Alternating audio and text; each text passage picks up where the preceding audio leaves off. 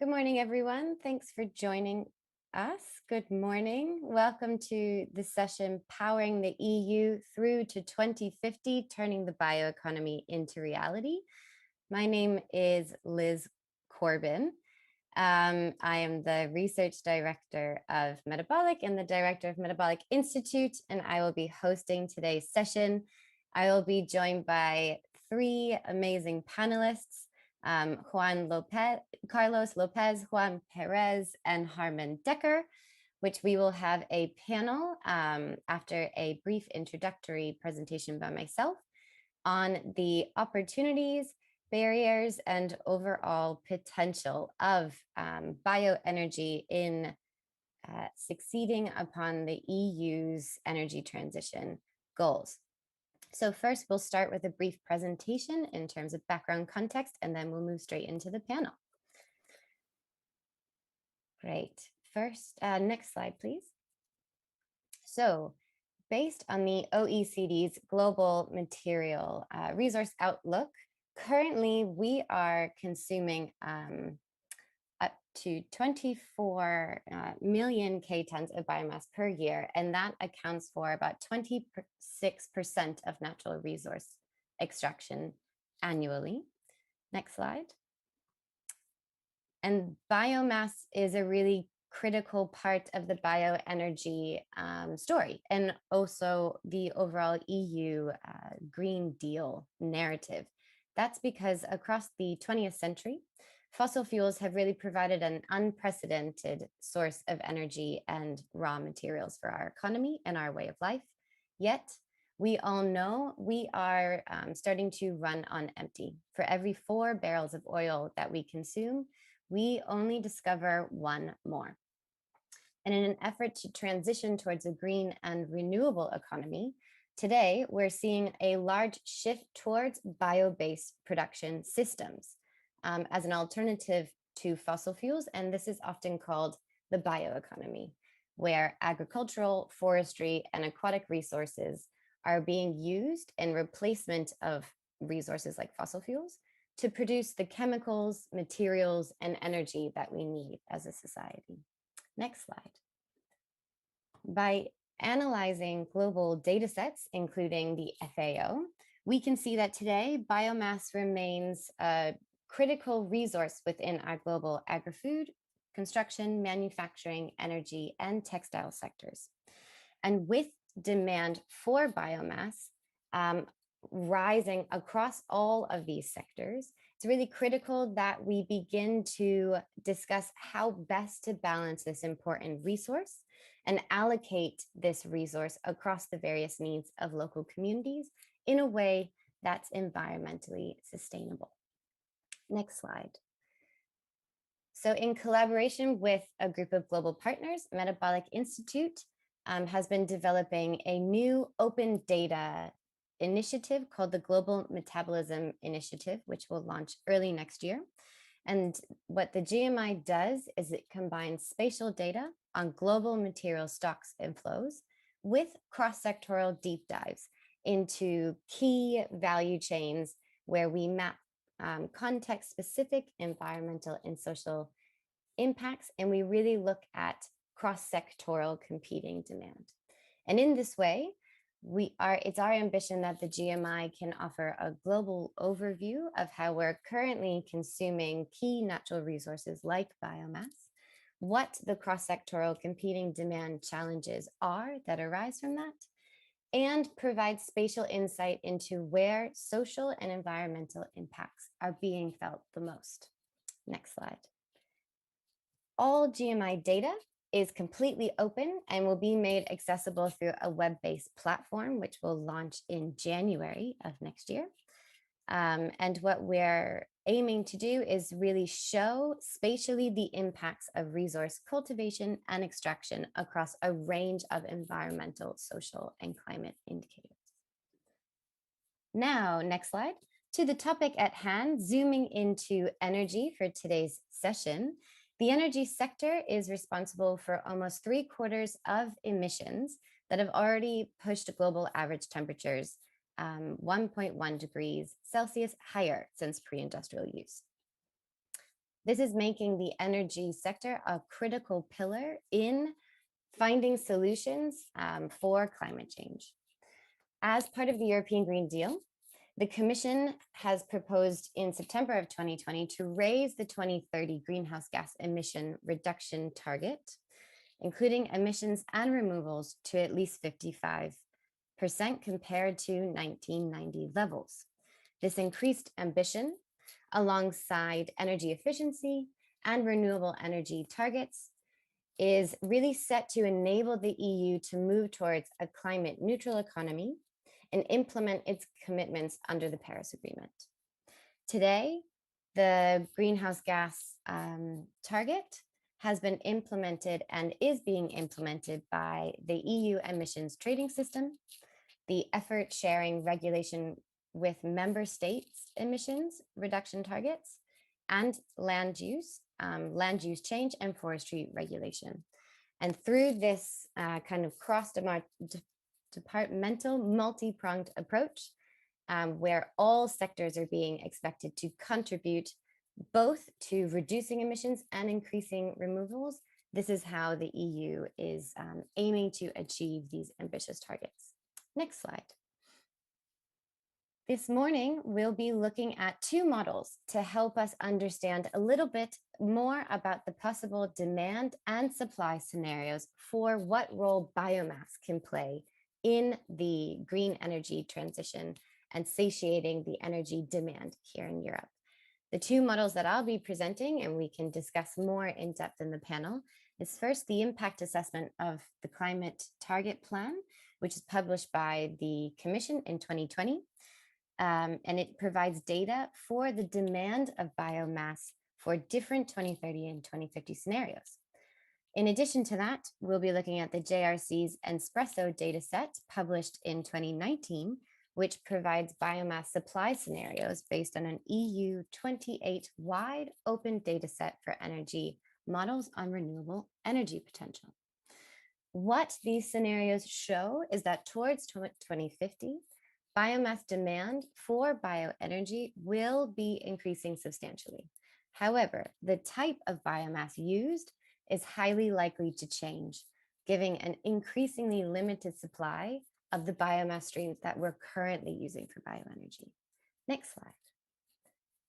Conventional biofuels are likely to be phased out due to an increase in advanced biofuels for energy crops and agricultural residues. Also, an increase in the use of waste is being projected as a result of improved industrial and municipal waste collection.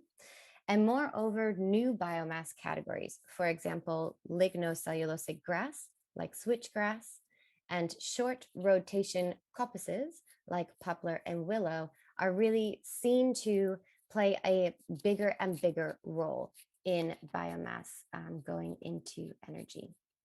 Looking at the Espresso scenarios, they indicate that there is enough supply potential to meet 2030 demand, with a slight exception of waste.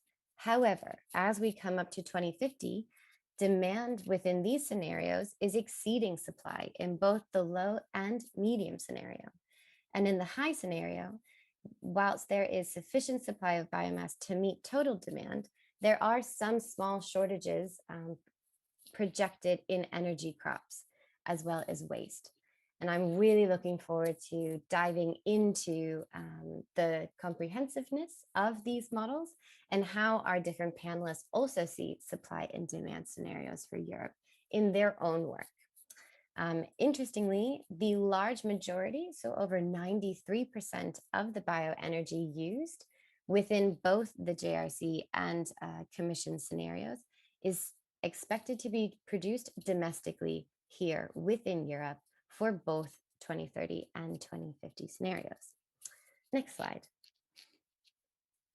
It is also important to place the promise of bioenergy and the possible role that biomass can play within this broader context of climate change and environmental sustainability for Europe. It's also important to note that 3/4 of the world's land area capable of supporting vegetation is actually already being managed and harvested to meet human food and fiber needs. And much of the rest of this land actually contains the world's remaining natural ecosystems, which very much need to be conserved and restored in order to store carbon and combat climate change.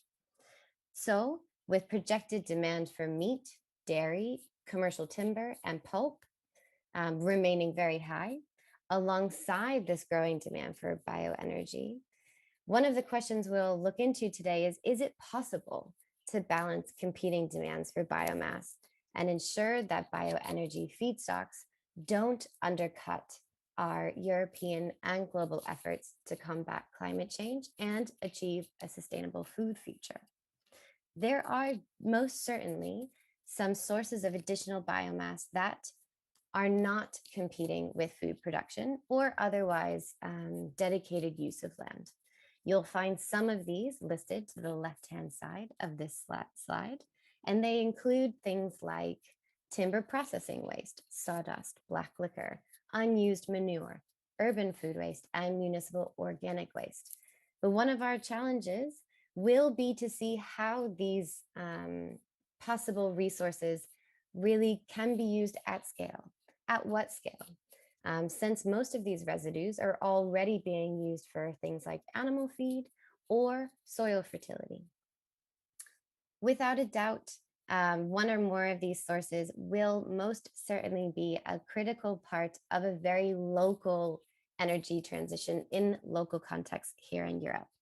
But what is unknown is what size and scale we can achieve with some of these underutilized sources across Europe. And last slide, please.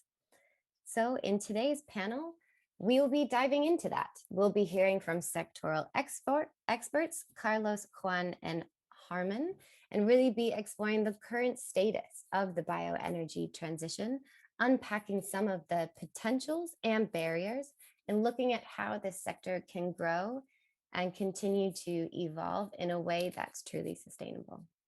Thanks, and we can move into the panel.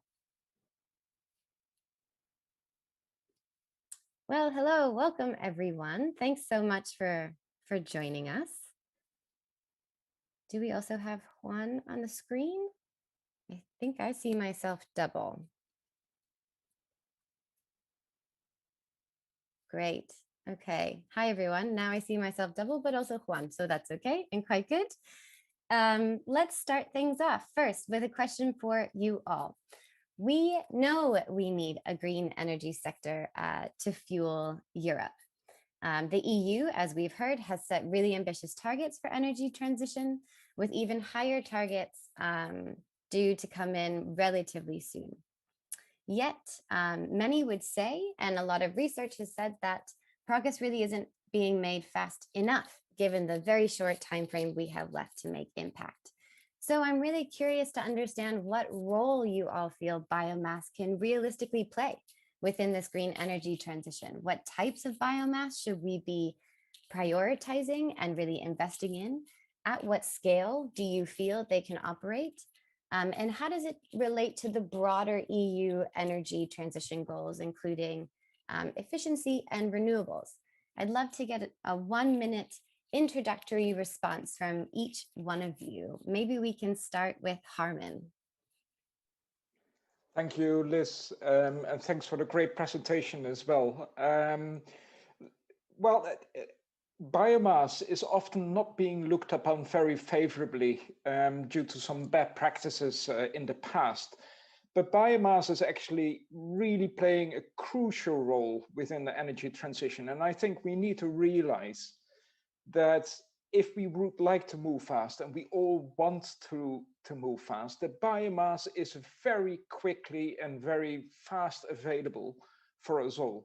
So yeah, that's, I think, my opening statement. It is very, very important to start now. Thanks so much, Harman. Carlos, would you like to have an opening statement? Good morning to everyone. First, I would like to say apologize because I have to wear this mask because I'm starting the office. Well, I agree with Harman that this biomass is crucial for any transition to green energy. But also, in my opinion, we have to also consider for this transition, the organic waste, because should be used as a fuel of biological reactors to produce energy in form of biogas or hydrogen. So probably the use of biomass and waste is not the total solution, but should be part of the final solution of energy issues we have nowadays. Great. And lastly, let's hear from Juan. Differentiate what is biomass from forest industry, from the forest, that of course we can produce energy from that. In our case, we would like to concentrate in the biomass coming from the wastewater plant. We are talking of the sludge, or also from the from other ways, like from pig slurry, or in the field of Oreca, hotels, restaurant and catering, all the organic waste. And in cities, what we are talking of the management of the urban solid, of the waste. So we have to separate that waste. And if I may, some figures. In 2018, 24% of the all municipal waste generated in the European Union was landfill. Okay, we have a challenge in that, is how to prevent the contamination in groundwater, and how to produce methane for other purpose, like swimming pools, like industry, or even for electrical mobility. Great. Thank you so much, Juan. We love figures. Please keep sharing them. Carlos, Harman, and Juan, you all represent quite different parts of the bioenergy sector, which is something I love about this panel, from bigger industry to smaller SME, national to local, fast-growing crops to organic waste. You're really kind of representative of the full spread of the solutions that we're trying to apply within the sector to get to a really sustainable bioenergy transition. I would just love for each one of you to take a moment or two to really kind of share what spoke of the bioenergy sector you represent, what element of it, and what sustainable solution are you advocating for and working to really bring into the market? Carlos, maybe we can start with you. Perfect. In my case, I'm not from any spot of the energy sector. It's something strange. I'm working for a water utility called Global Omnium, but we are working in all parts of the water sector, and one part is the wastewater treatment plant. So in this water treatment, or the treatment of the wastewater, we have waste that this is sludge. And this sludge, depending on the size of the facility, we can introduce it into a digester, and we can produce energy at time we are stabilization the sludge to be used in agriculture or other use. So in this context, we are working to produce more and more biogas with our facilities, and also not only to produce a big amount, we will to produce on demand. So we have not to flare the extra biogas production and or storage a big number of big quantity of this. This is the reason we have create or start a live project called co-digestion 2.0. So and this project is or the final objective of this project is to create a tool in order to control digestion and co-digestion inside of these digesters. Co-digestion is to introduce another waste apart from sludge into this digester to produce more energy. So with the application of this technology, we start to be a part of this energy sector, because we produce energy for self-consuming, or to put it into the grid. Great.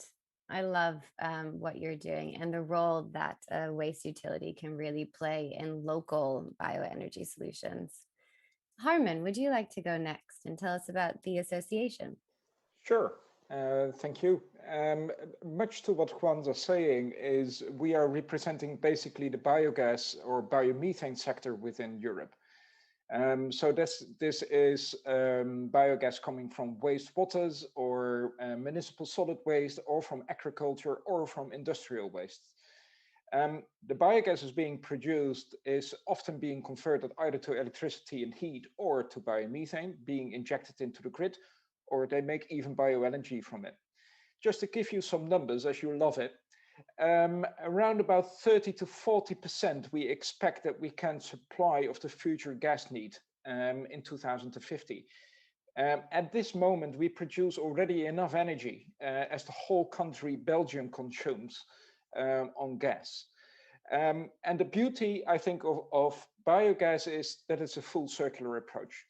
You can really take your waste, make the energy out of it, but if the waste is proper and clean, you can bring back the waste back to the country, re-fertilize the soil. And if you do this rightly, and I will tell a little bit later about the concept as well, you can even combine it with carbon farming into the soil as well. That's great. Thank you, Harman, and really looking forward to talk more about carbon farming with you.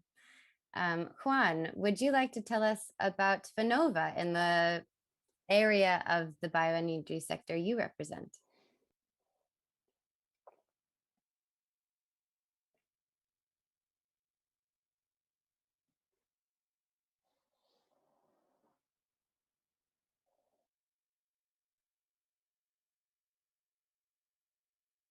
What is the Iceland for energy, renewable energy, and world example, the capital of the champions.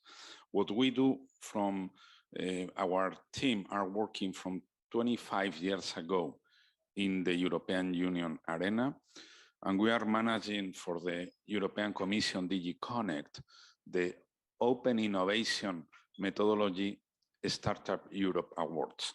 One of our priorities is bioeconomy. That means in these difficult times after pandemic,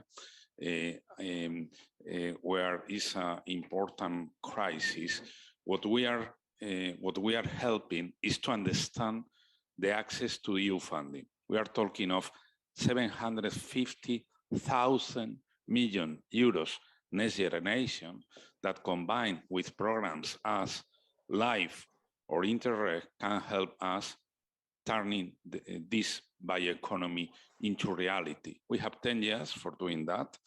And we have been working with these examples as live eco-digestion.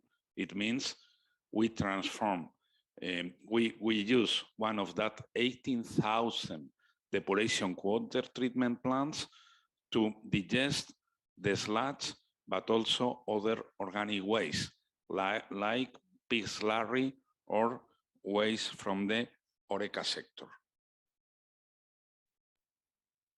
Great. Thank you so much. And Juan, I think your team might be unmuting yourself a couple seconds after you start speaking. We seem to be missing a few precious intro minutes from you just to go forward with. Great. Okay. Well, my next question, an important, and Harman, maybe we can start with you on this, but really keen to hear also Juan and Carlos's perspective afterwards. But an important consideration really for us to discuss here is how we can sustainably scale biogas. And you were speaking about all of these potentials to really meet a pretty large proportion of our biogas needs in a sustainable way with also carbon-based farming. So my question would be, can the sustainable feedstocks be scaled enough to meet our EU energy needs, especially for biogas, without competing with key things like food security or land use and biodiversity? And a quick follow-on to that, Harman, is not only is it possible and how, but given that we're in the digital space of the EU pavilion, how could the Commission be helping organizations and associations like yours to really ensure that even more? Are there key subsidies or regulations or additional data that they could be providing you to help you on this journey? We'll start with you, Harman. Well, that is quite a few questions in one. I'll try to answer that. First of all, the simple answer is there enough biomass? Yes, there is enough biomass, sustainable biomass available. Be it, of course, that biomass is not in silver bullet on its own, so we need all solutions together to make sure that we quickly decarbonize. Now, one of the items which is important, I think biomass can actually answer a lot of the problems we currently have. And one of the problems we have is the fertility of our soil. So on how to tackle that is a new concept which is coming into place, which is a combination of carbon farming and energy at the same time. And if you allow me just a very brief overview on how that looks like, is that the farmers have their food and feed crop. So we must make sure we not are competing with food and feed, no land displacement. However, after your main food and feed crop, the land normally is bare. Sometimes they put in grasses with long rootings to do some kind of carbon farming. The problem with that is that after that, they have to plow in those grasses into the land, which is causing nitrogen oxide, N2O emissions, which again is a greenhouse gas, which you need to avoid. So what has been developed is the sequential cropping process. Basically, after your main crop, you put another crop on, which long rooting, allowing for carbon into the soil, and then you take off with minimum tillage without disturbing the soil, which is very important. You take off the crop which is left over in this period of time which can grow, and you bring that to the digester. There you make your renewable energy. Important to know as well is if you make your biogas, the CO2 can be liquefied, which is biogenic CO2, and that should have within Europe a place in top of the capex, meaning that biogenic CO2 should be used in preference to any other form of CO2. Then, of course, the methane can be used, and the digestate can be brought back to the land to organically fertilize the soil. And also important to know is if you do that, actually, you increase the soil biodiversity, increasing the molds, increasing the structure of the soil, and actually also enabling the soil to capture the water more. Great. Thanks so much, Harman. And within the work that you're doing in piloting this kind of process, what sort of biomass are you using in those kind of rotational crop farming practices? And also maybe can you tell me where in Europe do you think it's particularly beneficial to do this work? Right. We researched, actually the University of Ghent researched that, and they looked at all climate areas of Europe, because this process is a little bit known already under the Biogas Done Right concept in Italy. And we said, okay, let's see what kind of crops we can grow in the various climate regions within Europe. And actually, this is a variety of crops, which is also an advantage because the crops is not one single crop. We actually can make a mix of crops. We can even put in flowers to cater for the biodiversity above the soil. And so per climate region, you can select your crop which can be used. Basically, biogas can use many kinds of crops, isn't it? So good to know for that is when you calculate the total potential of this system with only 15% of the arable land to be used, you arrive at an amazing number of around about 156 million ton oil equivalent, MTOE, so 185 BCM. That is already, and we are saying we only will use there probably 25% of that. So already an amazing number. Great, an amazing number indeed. Juan, any additional points you might like to add on how we can really sustainably grow biogas within the EU bioenergy transition? I think it's quite important, all the legislation from the European Union that are promoting that renewable energy, not only in Europe, but also in all over the world. Let's think in initiatives like TAIEX program or TAIEF program, technical assistance that are helping in Africa or Latin America or in other neighbors countries. Or for example, let's think in about programs like EUClimateAction. Then what we have is a wonderful legal framework that are inspiring third countries. Second, there are that funding available not only into Europe, but also in other countries. And biogas can come in an example here in El Hierro. They are really good in hydroelectric and they are starting with photovoltaic. Why not to transform the organic waste into biogas to reduce the energy from fossil sector? And we think that there is a lot of space to work in the agri-food sector in Africa. It's because of that the European Union promotes every year the Smart Agri-Food Summit that is in Malaga, is for 4 years. I think, and that's exchange information.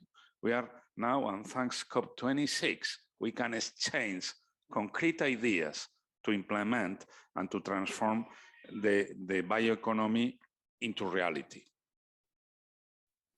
Great, thanks. And Harman, one slight follow-up question for you from the crowd of our participants, and I think it's because you used a really interesting sounding word, biogenic CO2. Of course, the CO2 coming from the use of biomass. With your association, are you working on how CO2 emissions from biomass, how that's being accounted for within the EU current policy? Do you feel like it's being accounted and measured effectively? Any thoughts on how that relates to the current EU policy? Excellent question, actually. This is almost our daily work where we are busy with. The biogenic CO2, well, no, let's answer that first differently. If you look at the GRC and the studies they have done, they acknowledge that over the total life cycle of, well, biomass, but also biogas, that the total life cycle is actually negative, meaning we are taking out CO2 out of the atmosphere in the process, although, of course, in the burning process, either being it as a fuel, there is biogenic CO2 emissions. Now, this can be enlarged, of course, if we capture a large part of this biogenic CO2. What we see that within the transport, this is not being acknowledged at all. So there is no opinion of the European Commission to change that. But it is a great advantage if we would be able to use biofuels like biogas within the transport. If you look towards the maritime, there is a slight change already happening. They are looking more to the life cycle of the total. And if you look towards the ETS, so the trading systems, they are, and some of the areas, not all of them, but are saying biogas as a zero emission. That is already a good step, but we can be negative. So we would like to make sure that that's being accounted for in future as well. Great, great. Carlos, let's bring you in a little bit here into the discussion. I'm really keen to hear your thoughts on what kind of realistic role possible unavoidable waste streams could be playing within the EU energy transition, and what scaling challenges you may be managing to mitigate, either through innovative alignment of co-digestion of different waste feedstocks or different types of bioenergy production plants that are nearby local communities. Would love to hear more about your work in the local context. Well, first I would like to start with our local experience because we started our project in a local waste treatment plant located in Spain, in the East Coast, in Valencia. It's called Cuarbenache. And here we have one process that consumes a lot of energy, that is the thermal drying, and this is not a linear consumption. We have also a peak of consumption when we switch on this system. And the idea of the project is to try to satisfy the energy demand of this process and also the rest of the plant during the peak and also during the linear energy demand. So in that way, we reduce the cost of treating wastewater, and at the same time, we reduce also greenhouse gases emission because we are not using energy from fossil fuels. Nowadays, we are applying our technology in this plant, but in a in a manual way, because now we are in this new project, we are trying to do it automatically, and we introduce inside of the digesters sludge and agri-food waste as substrate. We are not introducing in a linear way. We are introducing depending on the energy needs. So in this moment, we are covering this energy demand of the wastewater treatment plant. But this is not a local solution, because the idea is to implement this technology in other wastewater treatment plants or in other digesters outside of wastewater treatment plants. In this way, we have a lot of opportunity to scale up this technology. Specifically, we have about 3,000 wastewater treatment plants with digesters that treat sludge. So in our numbers, we have calculated that more or less we can produce 3 million megawatts per hour per year using our technology as increment of the current situation. And also we can treat about 1 billion tons of pig manure. I'm talking about pig manure because this is another co-substrate we are working with in our project. About the barriers to implement this technology, we have some barriers. One is legal barrier, because we have some legal barriers that we are not allowed to use some co-substrate inside of the digesters in waste treatment plants. We need to implement other technologies to use them. And also we have a limitation of quantity of this co-substrate we can use. We are limited about 75 cubic meters per day. So we can put it, we are not able to put it whatever we want. Also, we have market limitations in some places. Not is our case, because we are working with local companies that we are treating their waste. I'm talking about less about 100 kilometers from our facility, but we have in other places they are competing for this co-substrate because they have a value in the market, so they have to pay. Once you have to pay for a co-substrate, you go to the market, and the people or the company that pays more has this co-substrate. And another barrier could be the problem with the transport of these co-substrates, because sometimes companies they are worried about the cost of these transports. So maybe a solution of this barrier is to try to co-finance or doing like a public management that reduce cost of this transport and try to do it easily. Great. And Carlos, the figure of 3,000 wastewater treatment plants in Europe, that's a big number.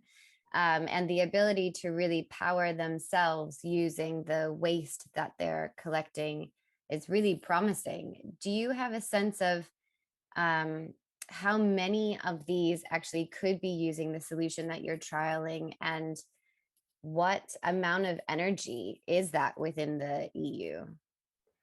Well, this is a good question, because there is no good data of this. This is a lack. Also, is this another barrier? Because to find out this number, we have to investigate or to research a lot, and we have this number is about 3,000 waste treatment plants. Nowadays, this co-digestion is used mainly in Austria. They are using a lot of this methodology, also in Germany and in some other places.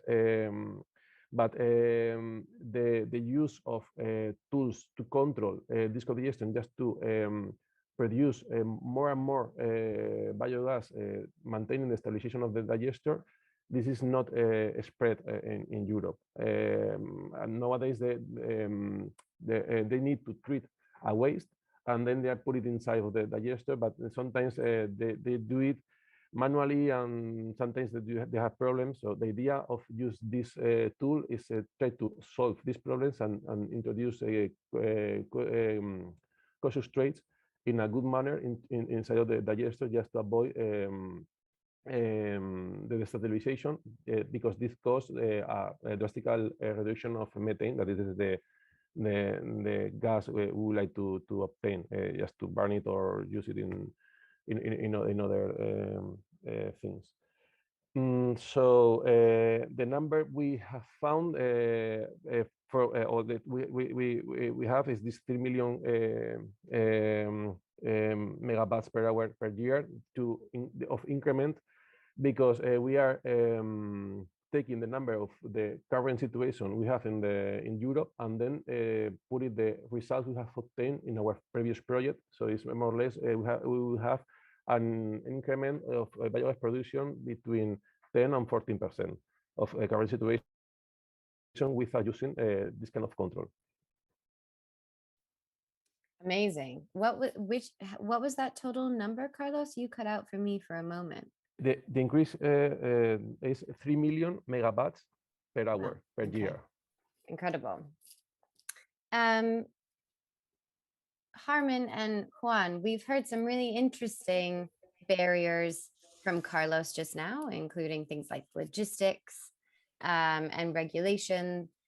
Juan, I'm also keen to hear what key barriers you feel that are really blockading kind of the evolution of a sustainable bioenergy sector at scale within the EU. And given Vinova's expertise in finance, I may ask you to start with the financial barriers.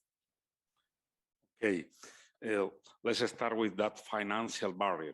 It's true that we have the technologies, the solutions from technological institutes, universities, or corporates as Global Omnium. But it's true that municipalities, provinces, cabildos, and regional governments, they need funding.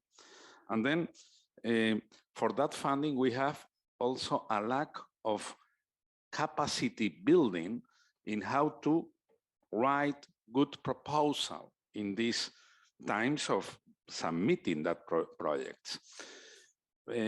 To be precise, allow me to explain that if you are listening to us, we have time enough to submit real projects before 30 November under the program LIFE, sub-program LIFE Circular Economy. An example is the project that Carlos has explained. We are talking of pilot projects of around 2 million euros, 60% subsidy. And what is more important, we can combine that public subsidies with other EU funding, like structural funds, Next Generation, or Horizon. And we could arrive up to, depending on the area, we could arrive 80, 95% here in Canary Islands, where we are today. Second, we have, and it's very important, the Horizon Europe funding, and concretely we have the program Innovation Fund. It means pilot projects, demonstrative pilot projects in the field of energy generation, energy efficiency, but also in stoking energy. We are talking of projects up to 15 million euros, 15 million euros. It's a lot of money, but it has to be an innovative and disruptive program. What we have to understand is that, again, we can combine that 60% of subsidy with other funding. And in our opinion, now with this next generation strategy from European Commission, we have a challenge. How to write a lot of quality projects that has to be approved and expanded before 2016. We have not a lot of time. Then what we do is we try to promote as maximum of small next generation projects, live projects up to 2 million euros, Horizon Europe projects. Why? Because once you receive the approval, we can scale. Then the example of a co-digestion project. Imagine how nice project. We are using that digesters to transform organic waste, pig slurry, from Horeca sector, from other organic waste into biogas. If we think there are 18,000 depuration water treatment plants, why not to use, and we solve different problems like the waste that are going today into the landfill. Then imagine that we bring the live eco-digestion project, and it doesn't mind in which region in Europe, or for example, in Canary Islands. What we could do is a next generation project based in live eco-digestion for all the depuration water treatment plants, helping the hotel, restaurant, and catering sector, Horeca sector, tourist sector has suffered a lot, reducing their cost of waste management, obtaining the biogas that Canary Islands, and as an example, requires and needs for their operation, and then we reduce the import of energy. And I'm ending explaining, we have a lot of administrative and legal barriers that comes from the interest of big energy companies that, of course, they are not very happy, most of them, that we start to obtain other energy, and also some companies in the field of waste management. Again, European Commission offered this live program and some legislation to fight against legal barriers that today don't allow us to turning the bioeconomy into reality. We need that to remove that legal barriers. Thank you. And Harman, we've heard logistical, legal, regulatory barriers, the difficulty to apply for financial support, which I think we can probably all empathize a little bit with. Harman, I'd love to hear what barriers you see from the association's perspective, particularly on biogas. And there are quite a few, and I think Juan already mentioned some, but let me try to summarize. I think what is failing is that a lot of the barriers are politically based, and we need to go to science-based targets. So we need to make sure that we are putting science up front, which proves, if we want to move fast, proves which techniques can be used. And for that, we should make sure that, for example, in the Renewable Energy Directive, there is no capacity cap on biomass or sustainable biomass to be used. There is now a cap in there. We need as broad as possible to make sure that it's in there. We also need to make sure that there are targets being set for example, renewable gas to be used and biogas and renewable gas to be used, to make sure that things are moving faster than we do right now. Also, with regard to taxonomy, which is also a big thing within Europe, that taxonomy is seems to be a political instrument. So they are far away from the science-based targets and trying to promote, say, not a level playing field, but promoting electricity only. So we need to make sure that those barriers are being lifted. And of course, I can talk about a tax directive and an alternative fuel infrastructure and all that.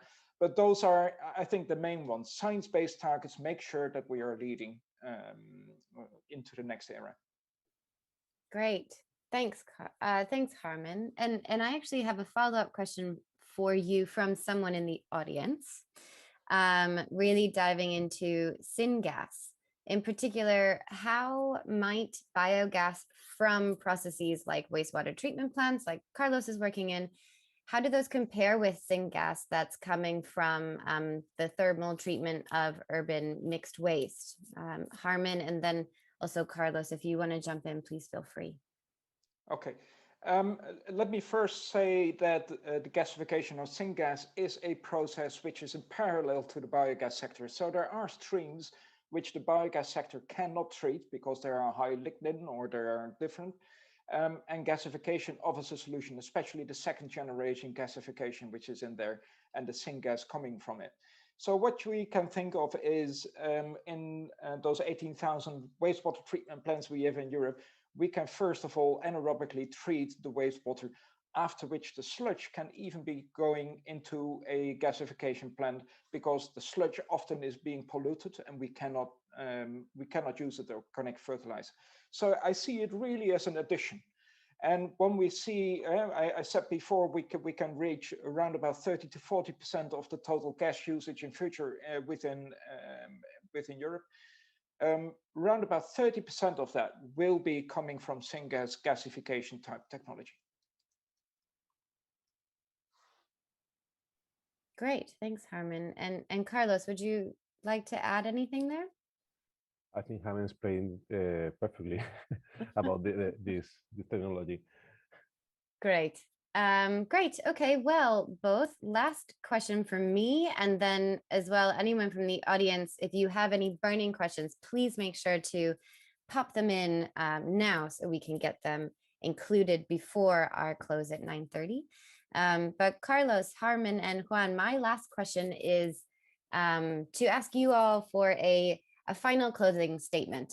Our event is, albeit digital, part of the EU Pavilion, which has a footprint inside the Blue Zone, where all of our European leaders are busy this week and next with our oncoming negotiations, and energy is going to be a huge part of that. In regards to really ensuring a just, viable, and scalable bioenergy sector for Europe that is truly sustainable, what would be your main message that you want to share with these policymakers? What should they be going into next week carrying in tow? Harman, can we start with you?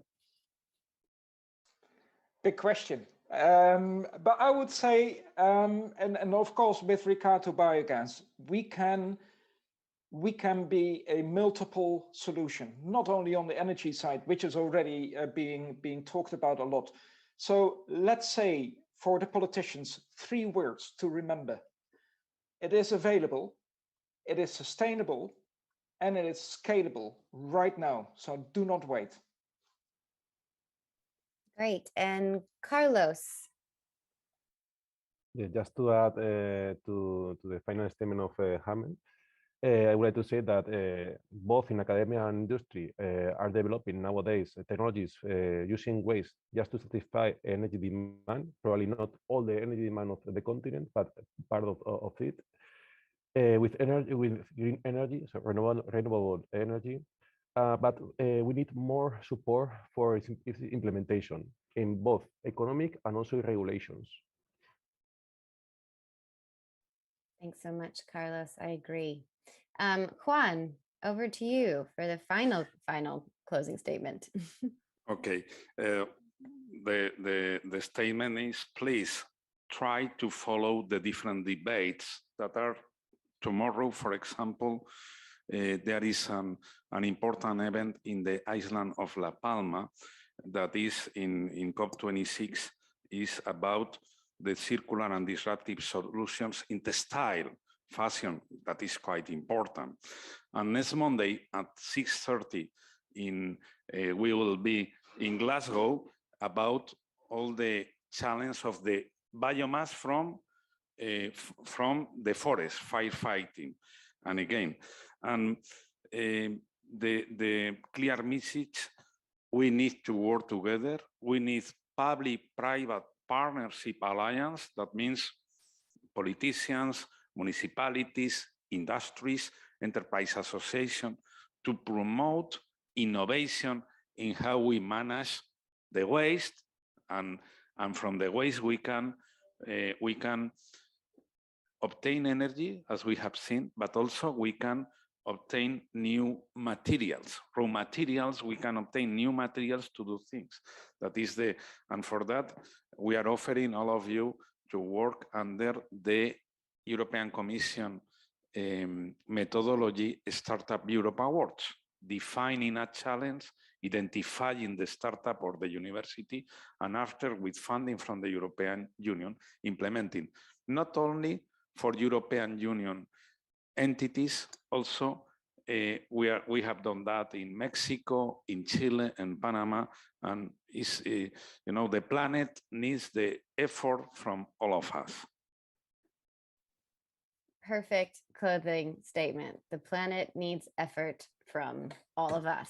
I very much agree.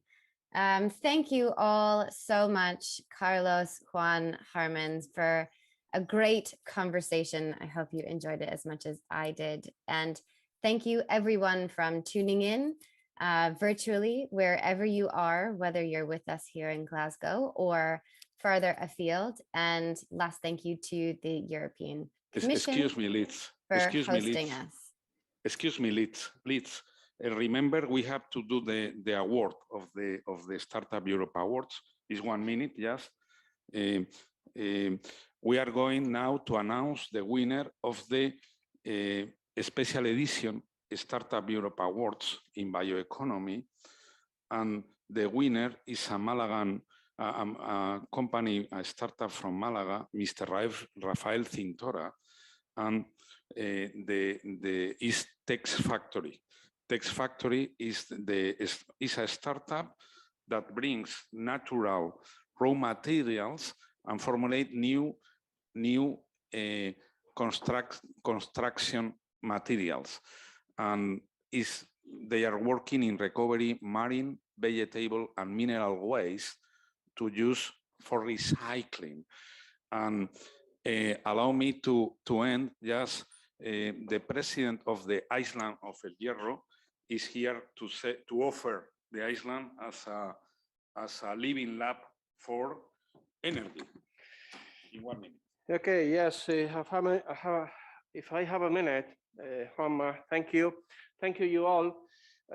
First thing is say hello to people attending to the First Oceans International Congress of El Hierro Biosphere Reserve and the World Biological Corridor. Second, to greet you all, to thank you for allowing us to be with you in one way or the other in this COP26.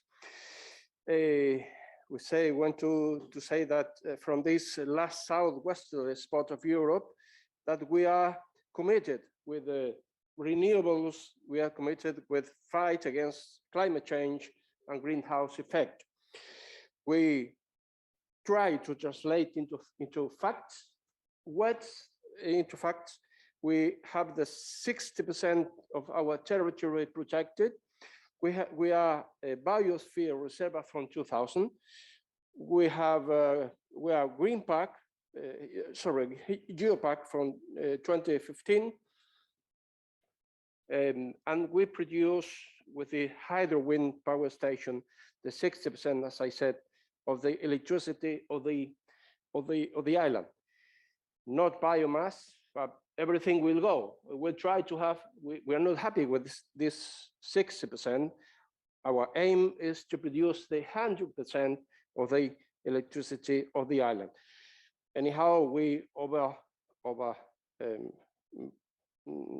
proposed the target of 30% that you say for the 2030. Facts and no proposal.